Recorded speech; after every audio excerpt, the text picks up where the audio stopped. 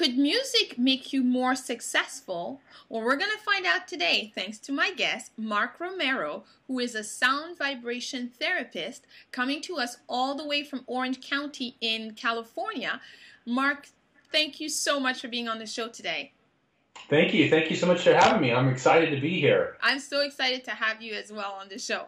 So, Mark, music making us more successful, are we talking about putting, U2 on, or the Rolling Stones, or Prince?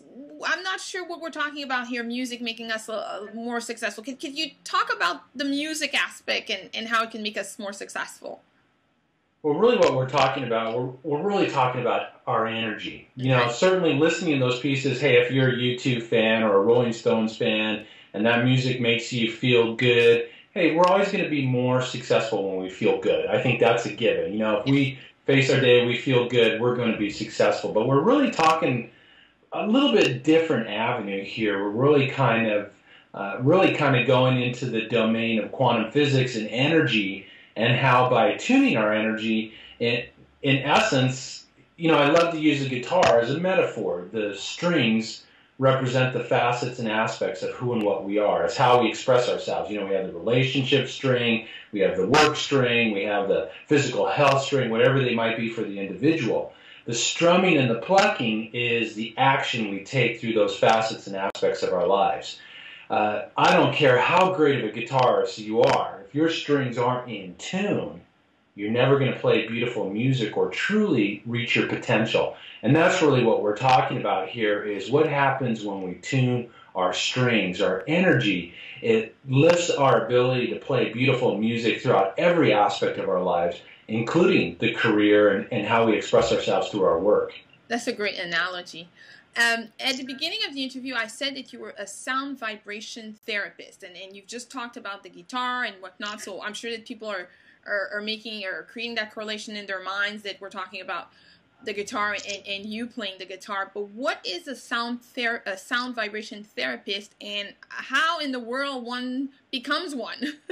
That's a good question.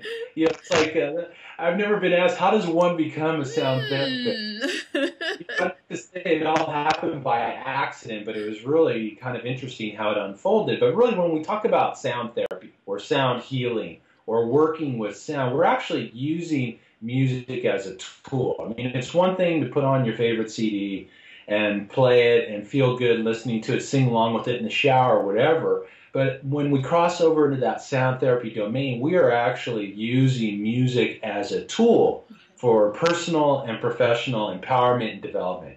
And that's where we really cross over in that domain, is when we really, we like to use our tools in our lives, in our careers and our things that are going to help us perform better. And this is when music becomes a tool, and it becomes a way for us to enhance our performance and take our life to another level. So that's really when we cross over into that domain. Now, how does somebody become one? Well, for me, it was kind of, I'd like to say it was by accident, but, there are no accidents in life.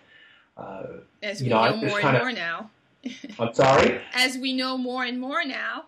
Absolutely. For me, it kind of started when I was playing at a wellness center. And after I was done playing, the lady that was hosting this party at this wellness center comes up to me and she goes, "Oh my gosh," she goes, "I hear these tones in your music." Now, my first thought is, okay, she's going to get a little crazy on me. And the next comment kind of confirmed that. She kind of goes, "Nobody else can hear the tones but me." Yep, I knew it. And my response to her was kind of creative on my part. I go, "Yeah, you know what? I heard some tones too back in the 80s.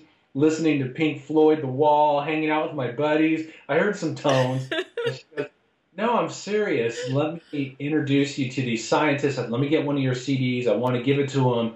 I think they're going to be interested in your music." So that's really the journey of how I began to evolve into this aspect, into this domain of using music as a tool to not only enhance our physical performance, but our levels of consciousness, and ultimately to use it as a tool to help us break past our limiting thoughts, beliefs, and perceptions, which have a tendency to hinder us not only in our careers, but in all aspects of our lives.